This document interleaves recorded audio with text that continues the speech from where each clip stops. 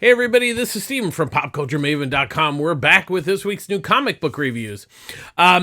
So I have been changing the books behind me, but you'll notice that they're pretty much the same with a few minor changes from last week.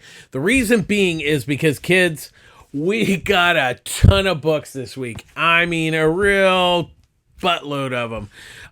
So instead of going through the stuff, you've seen it before.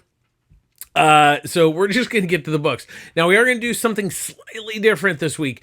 So DC for the next 2 months is going to have all the main comics. There are exceptions, some of the regular books, and there's a couple new ones. But there's this Night Terrors that's running through each book, and it's going to be for 2 issues. There's a 4-issue miniseries. There'll be 2 each of the 2 in the first month, 2 in the second month, and then each one of the issues is going to have 2 issues devoted to this Night Terrors. So I thought it would be interesting to kind of separate those out from the rest of the group this week. So we're going to start there. First up is Night Terrors First Blood, written by Joshua Williamson with artwork by Howard Porter. So this is the kickoff series to these books. And what it is John Dee, who is Dr. Destiny, is killed, and there's basically a new villain that basically gets a hold of the Dreamstone, and what it's doing is forcing everyone to go to sleep, including all the superheroes, supervillains. Everybody's going to sleep. And while they're asleep, insomnia is kind of taking over their dreams, i.e. their nightmares. And so that's really the basic premise here. I wouldn't say that you really have to read this to read any of the other books. You just kind of have to know that, oh, look, the bad guy is, making them go to sleep and they have nightmares. That's the basic premise of this whole thing, to really distill it down to like a simple... That's what it is. The quote unquote main series or the mini series that goes to this, it was decent. I mean, it wasn't anything to really jump up and down about. It was nice and everything. Porter's artwork's nice. He's really good artist, but overall the story was kind of okay. That's nice. Bad guy. Making the superheroes and supervillains have dreams and nightmares, and so they're really that's all it is. It was kind of okay. So we'll take that. We're gonna roll right into the first set of books that came out this week. First up, we have Night Terrors Ravenger, written by Ed Brisson with artwork by Dexter Soy. So this one is Rose Madison. She's the daughter of Deathstroke. And so what her nightmare is she goes into a nightmare that she confronts herself. And what it is Deathstroke in her nightmare, or in Rose's, normal human nightmare, is the murder man, which is basically Deathstroke. And so she's kind of having a duel with herself, trying to because her in the nightmare, her dream self is just a normal kind of wimpy girl, and then there's her as Ravager. It was kind of okay. Once again, I think, honestly, cutting a bit to the chase of this, all these stories are going to be the same theory. They're going to all go into nightmares, and the really it's going to come down to the people doing the books, whether they're going to be able to come up with a different twist than just like, okay, they're having a nightmare, blah, blah, blah. This one was okay. Brisson, his script's fine. It's just pretty basic. Like I said, once you start reading them, you kind of notice, hey, this is the same thing over and over again. I will say Dexter Soy's art is nice on it. Once again, this one was okay, but it didn't really impress me a whole lot. Next up, we have Night Terrors, the Joker. Number 1, written by Matthew Rosenberg, with artwork by Stefano Raphael. Now, this was actually one of the more interesting ones, because basically what it is Joker and his gang kill Batman, and so in doing that, there's no Batman anymore, and then Joker gets a 9-to-5 office job, and he discovers that having a 9-to-5 office job is actually worse than being a villain, being a hero. It is the worst thing in the world. But then he kind of does Joker things within, the parameters of, crappy office job. That one was kind of interesting. I mean, that was, I'll definitely give it to Rosenberg. That was an interesting twist on this, nightmare, that his nightmare is actually a quote unquote normal 9-to-5 life. That was kind of interesting. And made for actually a really kind of a different read. Raphael's artwork's nice. So that one definitely, I wouldn't say that it oh my God, it was the greatest thing I ever read, but comparatively of this week's batch, it was definitely one of the better ones. Next up, there's Night Terror Batman number 1, written by Joshua Williamson with Guillaume Marsh. And then there's a Robin backup that's written by Joshua Williamson with artwork by David LaFontaine. Now, I'll talk about the backup. The backup is Robin, but it pertains to the main, Night Terror's First Blood storyline. The problem with it kind of just didn't make any sense. It was like Robin finds a scroll and, there's, I guess, a wizard or something. I don't know. It just didn't really make much sense. So I'm like, it's short and it made no sense. So that out of the way. The main story was basically Batman having a nightmare where he's his younger self just after his parents. He's a kid, and he's fighting his nightmares as Bruce Wayne as a kid. It was okay because the whole thing is, he's having nightmares about, his parents' death and bats, and it was just kind of, pretty basic. Once again, it was okay, but you're just kind of rehashing a lot of this concept of him having nightmares of his parents getting killed. That's not particularly new, and this really didn't put much of an interesting twist on the story. So, once again, kind of okay. Next up, we have Night Terror Poison Ivy number 1, written by G. Willow Wilson, with pencils by Artigan Illihan, and inks by Mark Morales. Once again, this was actually one of the more surprises. Of course, I think it probably helps that Wilson has been writing the main story.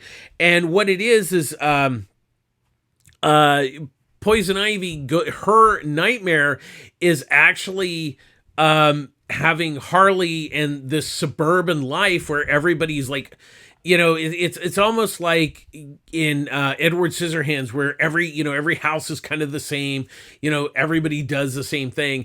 And it's like, for her, it's a nightmare just of that. And then you find out that the people within the nightmare is just like, they're monsters, but they're like possessed as like happy people. It was really interesting. It was an interesting twist on the nightmare, and I'll definitely give it that. Illihan's artwork's actually really quite nice. This is it was a really good looking book. This one, and so far the better ones was this one and the Poison Ivy and the Joker. Next up, we have Night Terror's Black Adam, number 1, written and drawn by Jeremy Hahn. So this one is Adam. He's defending Kangday, or the city that he, kind of patrols, and he loses his nightmares. He loses his powers of the Shazam, and that's the basic story. Once again, it was kind of okay. I will say it's one of the better looking ones. Not that any of the art was really bad, because Han's a really good artist. I think once again it was kind of a basic story that was like, okay, that's nice. He's having a nightmare. His nightmare is losing his powers, and then he has to fight bad guys as like a normal person, which pretty basic stuff here. But like I said, the artwork is good. I do want to go back and quickly mention that the Batman, even though I wasn't particularly overwhelmed with the story, the artwork by Guillaume Marsh was really good. But unfortunately, a really good art can't save a really kind of mediocre story. So that's the week 1 of Night Terrors. So it's kind of off to an iffy start. I think it's really going to come down to if the creative team is able to come up with like really a unique angle on the character's nightmare. And so far this week, the Joker and the Poison Ivy were the best of the bunch on that count. So we've got Night Terror out of the way, so now we're going to get to the rest of the books. Next up, we have Junk Rabbit, number 4, written and drawn by Jimmy Robinson.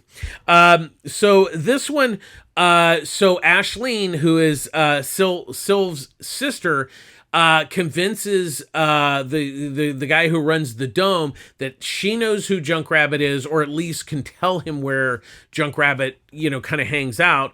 And of course, Sylve is pretty upset about her, kind of leaving and, is basically selling Junk Rabbit out.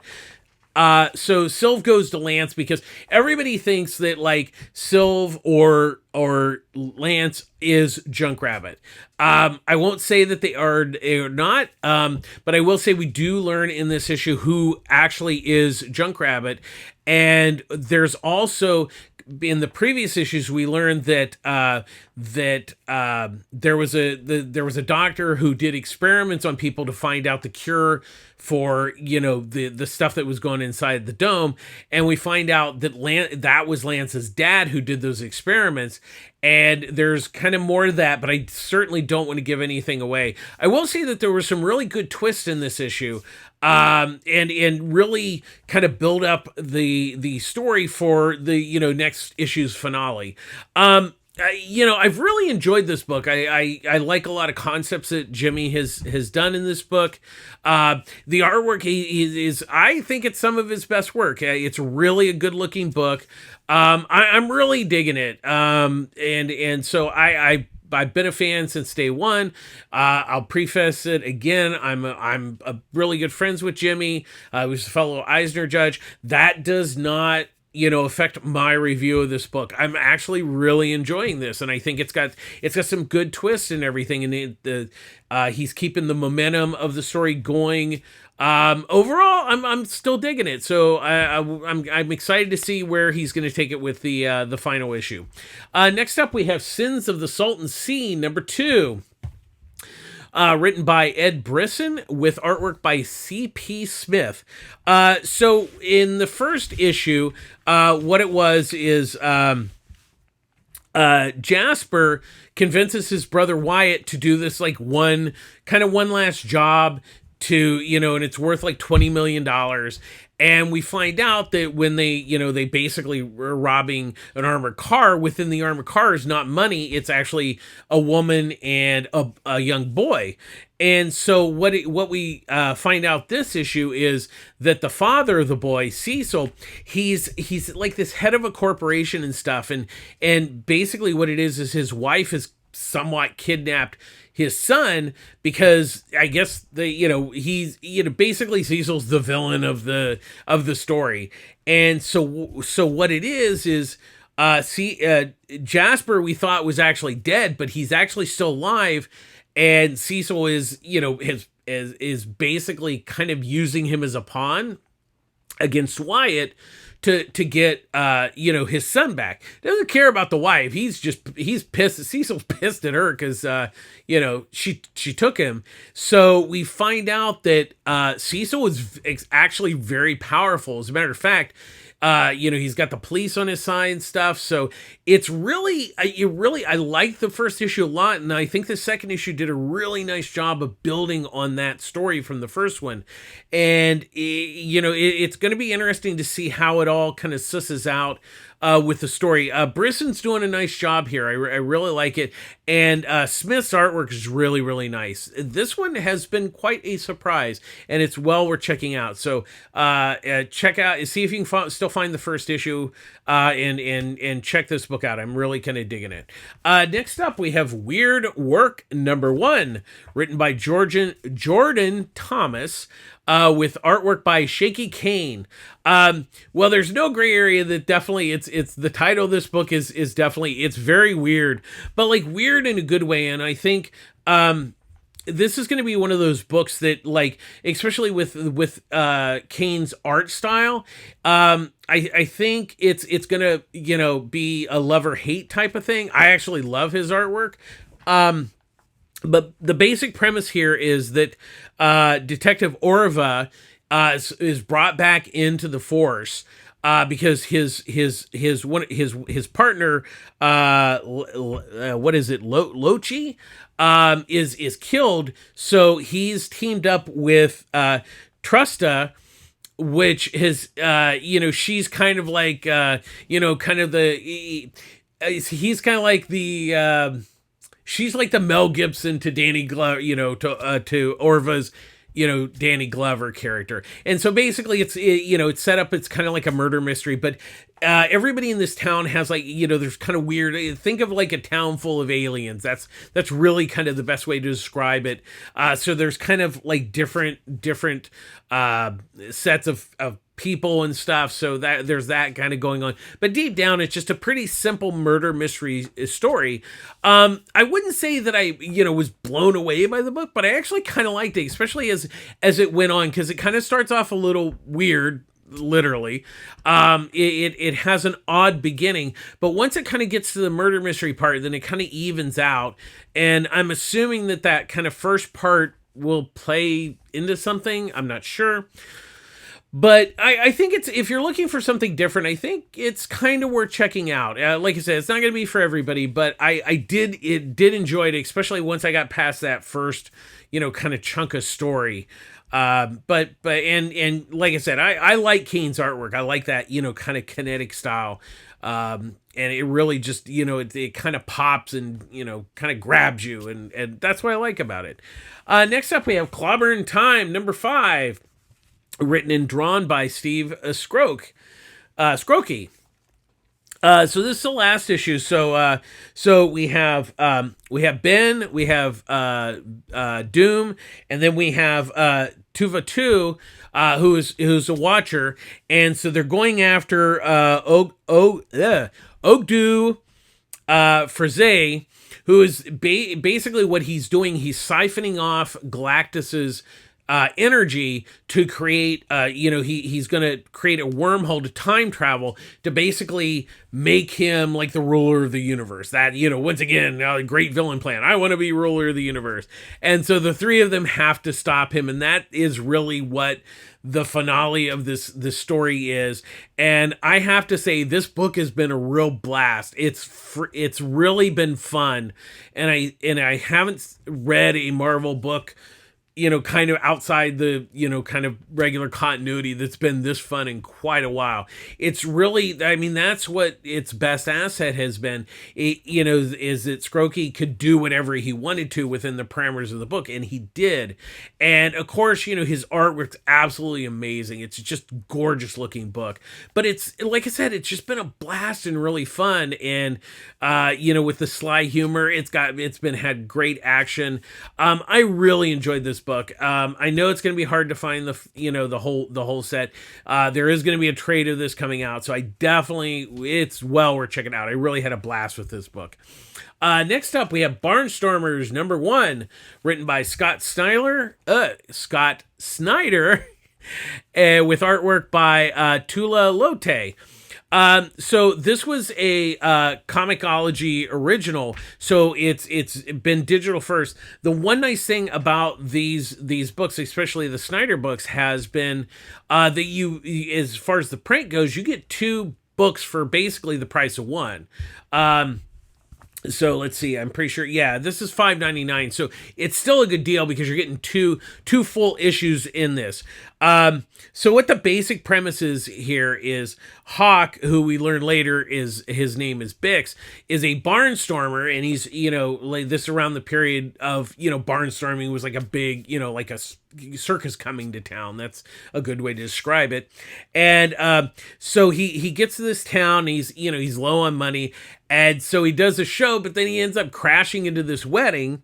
And so when he crashes into this, he ends up, the groom, Peyton, he's like, you ruined my wedding, bam, knocks him out.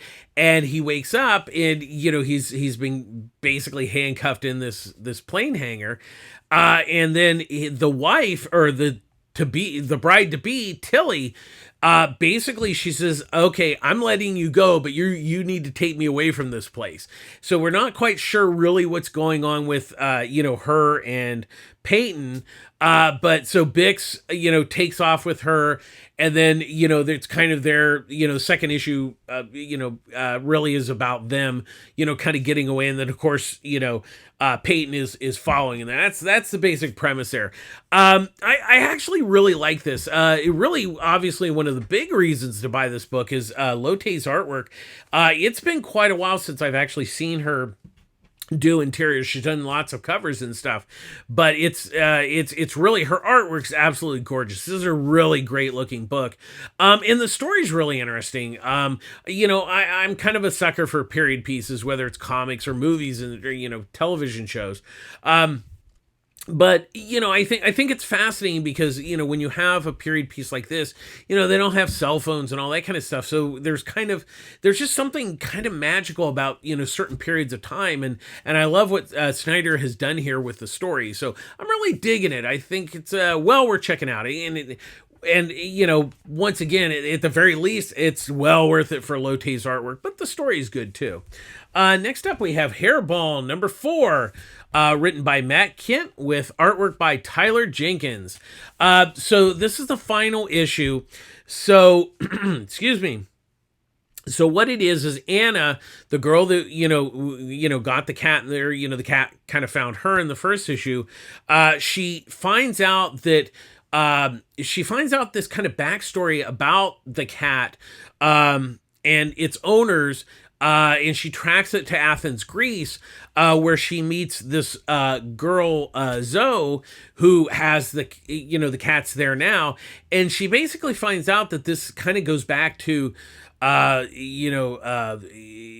past, where the cat was killed but kind of came back to life. And once again, I guess you could kind of use the theory of the 9 lives, that this cat picks people for specific reasons. And initially Anna thought it was kind of evil, but there's I don't want to really give away the ending, but there's a reason that the cat picked not only her, but Zoe, that you learn in this issue. And it all really comes together. And that was really what was interesting about this story, is it was, it's definitely a horror book, but I actually like the way it ended. Like, it has that kind of like, it isn't a like big blowout horror ending, like a big battle with it, like the cat doesn't turn into like a giant cat or anything. It's more of a subtle ending, and I actually really like that. And it was a nice twist, but you're kind of like, oh, okay, I like that. It's not a big splashy ending, which I think some people might be disappointed with, but I actually really like the way if you kind of really look at the story, the story was definitely heading this way from day one. And I really like it. And then of course Jenkins' artwork is absolutely gorgeous. This has been a great looking book. I really enjoyed this book. I know there'll be a trade of collecting the 4 issues, so definitely check that out when it comes out. That came out last week. week, and then the next one I missed last week, so we're catching up a little bit. Next up, we have Brynmore No. written by Steve Niles with artwork by Damon Worm. So what this is Mark Turner. He's gotten divorced, he's kind of, starting his life over, and he goes back to where he grew up, on Turner Island. And Turner's, basically started the island. They were a big deal. And now they're kind of like, nobody likes them anymore. So he's gone back to an island where pretty much everybody hates him, trying to start over again. So he goes back and he's going to renovate this church and turn it into, a house. And what we find out, well, beyond that everybody in town hates him, is that he discovers there's a basement, hidden basement in the church, and that's really all we kind of find out in this issue. And I don't want to really give there's a little bit of a twist at the end. I'm a big fan of Steve Niles, and even though in a lot of respects this first issue isn't particularly spectacular, he does a nice job of setting up the story. That's really the big key here. You get to know him really well. You get to get a feel of the island and everything. So it's definitely going to be, kind of a horror story, but I think it's you got to know that he's setting it up. This first issue is exposition, and that's fine. I like how he's setting it up. You get to know the character, and then you get to kind of know the neighbor, fairly well. So once again, a good start. So just don't expect, there's a monster, in the church, and it starts eating everybody. It may, but not yet. He's setting the stage, and then of course, Worm's artwork is it's a really nice looking book. I like it, but we'll kind of see where that second issue goes. But I like the premise that he set up here, and developing the characters and everything. Next up, we have Peacemaker Tries Hard number 3, written by Kyle Starks, with artwork by Steve Pugh.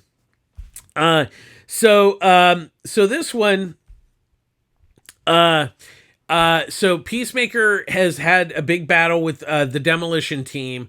He kind of got screwed over by the Brain and the Gorilla. So he ends up in this bar where, he's kind of been, beaten and shot and everything. And so this bar, has these guys that, hey, you patch yourself up with tampons in the women's you went in the women's bathroom. What kind of guy are you? And so the Demolition Team comes and follows him because they're pissed that, they killed one of their he killed one of their members. And so there's this big bar fight. That's really what mostly this issue is. And so his parole officer, Richard, comes to get him because he's not supposed to go out of state, and he did. And there's a twist with Richard that I do not want to give away. But, I really like this issue. In a way, it was definitely it's kind of a middle issue. But that's what I liked about it. Really, there's a lot of really great character that Starks does here with the story, especially with Peacemaker. And it really was kind of perfect for that kind of middle part of the story. It had action and everything, but it kind of, fleshed out, the character and gave us a little more, like a little backstory at the beginning of this issue. I'm really digging this book. And then of course, Steve Pugh's artwork is absolutely amazing. This book is a blast. I mean, it is, it definitely is kind of the James Gunn kind of version. For sure, it definitely visually and I think in story. But I'm really digging it, and I think the best part about it is that Starks, it does a good balance. He understands the humor of Peacemaker, of this iteration of him, and he really hits it on the head. And then of course, once again, I go back, Pugh's artwork's absolutely amazing, so definitely check it out. Next up, we have Under the Influence number 1, written by Elliot Rahal, with artwork by Stefano Simone. So what this is there's this kid Paul who's like a kind of a YouTube TikTok sensation. He's kind of got this thing where it's a hot dog party where he goes in and he eats hot dogs and at convenience stores and doesn't pay for them, and then he gets caught, and then as he's escaping, he gets hit by a car, and so there's kind of he's created this kind of like cult thing. So the FBI has gotten one of their, I guess, I think she's a retired agent, Carla Cole, to go undercover at the college to find out kind of what's going on with this hot dog cult. And that's the basic premise here. It was really interesting. I wouldn't say that the story, I think the story's got a lot of promise, but it wasn't like, oh my God, this is the greatest thing I've ever read. But it had a good start, and that's always a key. So Raul did a good job of setting things up, and that is really important because we got to know the key players, got to know the story and everything.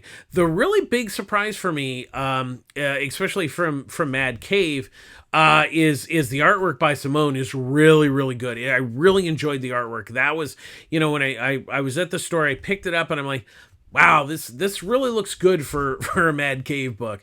So that was kind of the initial thing that got me, hey, the artwork's really good. But the story definitely is there, and it shows a lot of promise in this first issue. So definitely we'll kind of see where it goes in the second issue. But a big surprise this week. Next up, we have My Greatest Adventure number 80, Facsimile edition, written by Arnold Drake and Bob Haney. And then the artwork is by Bruno Priminati. So this is a reprint of issue number 80, which was the first introduction to the Doom Patrol. So this is the Doom Patrol's first story, and I'm assuming that they're reprinting this because of the new Doom Patrol miniseries. I really like these facsimile editions because not only, it's the actual artwork, and this is the reproduction is actually nice. Unfortunately, the scans I got online are from the original, so they're not as good. So don't go by the pictures that are going by in your in the video here, but the actual scans is really nice, and the color is not garish like some of the reprints. It does include like the letters page and on all those things. In there was tons of Tootsie Roll ads. Apparently Tootsie Roll was very popular when this book came out. But these are a really good deal, and it's a really a neat way to kind of see a book that came out, in the past, and you get to see, all the ads and the stuff that go with it. And I'm a big fan of the Doom Patrol. I have the archive editions of them and everything. But, getting this, like single issue is actually pretty cool. So definitely check that out. Next up, we have Phantom Road number 5, written by Jeff Lemire with artwork by Gabriel H. Walta. So we have Dom and Birdie have this mysterious object in the truck. And what happened last issue, Birdie went into the back of the truck and hit it with a hammer. And we find out, and I'm not going to say because I don't want to spoil it, that there is something inside this mystery kind of package. I think that I'm not quite sure, but it seems like Dom may know what's going on. We're not sure, but they basically barely get away because while the truck stopped and everything, the zombies or whatever from this middle in between world, they attack them and they barely get out. What's interesting is the subplot story with excuse me, of Teresa, the FBI agent. That's really interesting because she's discovered things about like this middle, like this in-between world. And then we find out that like the FBI is like basically covering this stuff up. So that's kind of going on in the background. So that it'll be interesting because obviously those two storylines are going to collide. Now, at the end of this issue, it does say that it's the end of book 1. So I don't know if they're taking a hiatus, but the story is going to continue. I just don't know if they're taking a break and then they're going to come back. But this does end the first story arc of this, but it certainly does not end the story. So do not be be like, okay, they're going to do more. Just it might be a few months before the next issue comes out. But I'm really digging the book. As always, I'm a big fan of Jeff Lemire. I'm really digging this book a lot, and a lot of it really has to do with Walto's artwork. It really it really captures this like in between world, just really, really great. I'm really digging this book. Definitely check it out. I'm sure there'll be a trade of this first story arc, so pick that up when it comes out if you can't find all the issues. Next up, we have Swan Songs #1, written by W. Maxwell Prince, and with artwork by Martin Simmons. Now, this is actually a one-shot, so it's a self-contained story, and really what it is it's a story about the end of everything. There's the atomic countdown clock is going, but the world has already gone to hell in a handbasket. And really, it's a story about Brian and his mom. Now, his mom is dying of cancer. And so one of the things he does, they're in this, their apartment building, and he reads her magazines. Like he reads her Better Homes and Gardens, and they have the next to last issue. And he says, hey, there's one more issue that, Fred, the pharmacist down the street, has the last issue, so I'm gonna go get it. And she's like, you shouldn't go out. There's crazy people and stuff like that. And it's really about endings. It's about how everybody deals with the end of the world, how everybody deals with it differently. And it's quite fascinating. It's once again, it's actually, the irony is it's a downer ending, but it kind of isn't, because by the time you get to the ending, you really understand what Maxwell is doing here, or Maxwell Prince is doing with the story. It's really interesting. And Simmons' artwork's really, really nice. I really like this book a lot. And I like the fact that it's a one and done story. It's a self-contained story, which is really just, you rarely see that anymore, especially for a regular sized comic. Definitely check this out. I really like this book a lot. And finally, this week we have Fantastic Four #9, written by Ryan North, with artwork by Ivan Ferrelli. So this finishes the storyline of the Zargor taking over the town. She's possessed. Mr. Fantastic and Ben. And what's interesting is what North has done here is that the irony is it's Alicia that saves the day. She's blind. What I really loved is how this issue starts off is that Ben would read her comics, and because she's blind, he explains, like, he's reading the comics and explains the artwork and everything so she can enjoy the comics. He's actually reading her a Fantastic Four comic, which is, pretty funny. But it's really interesting how North, once again, the whole point of these first, basically 9 issues so far is getting the family back together, getting them to be a family. And I love how he's actually made Alicia a big part of that family, and that is really, that's amazing. And I'm a big fan of North, but what he has done here with the Fantastic Four, he's actually turned them back into a family, and it's really amazing what he's done with this book. And Ferrelli's artwork is really, really nice. I like how he did a different art style with the comic panels and everything. This has really been a good book. This is honestly, this book is for me, has become Marvel's really premier book. The story's great. The artwork's been fantastic. It's really been a must buy. I know that trade's coming out of the first few, maybe 6 issues. I'm not quite sure. But definitely check this book out. I'm really loving this book. It's really, I honestly, for me, it's the best Marvel book they got going right now that's coming out on a regular basis. And it's definitely well worth checking out. So that's going to do it. We're doing pretty good. I thought it was going to run longer. But but we did it. We got through them really good. There was a lot this week, the really big week. Lots of good stuff. Nothing that was terrible, which is always a plus. I hate reviewing bad books. It's hard because I understand. People don't set out to make a bad book. So that's going to do it this week. As always, public service announcement. I get all my comics at Pulp Fiction Comics in Long Beach, California. Ryan Skinner, the owner, runs a great store. He offers discounts on trades and graphic novels every day. He offers a pull service. You get a discount on your books. You just you just have to pick them up on a regular basis. That's really because they have to pay for the books ahead of time before you get them. So make sure you pick up your books on a regular basis. But when you do the pull service, they set them aside. So like all these books were set aside for me when I got there, and I said, "Hey, look, there's my books." So they really run a great store. There's Annie, Eduardo, Wendy, Derek. It's really great. Definitely check out their socials for events and things going on at the store. But if you're in the area, just stop by and check it out. It's a really good comic store. If you're in the Long Beach area, and I shop there because it is a really good comic shop, good service, great people, great customers too. So that's a mark of a good comic shop. And as always, we end our show with be kind to each other.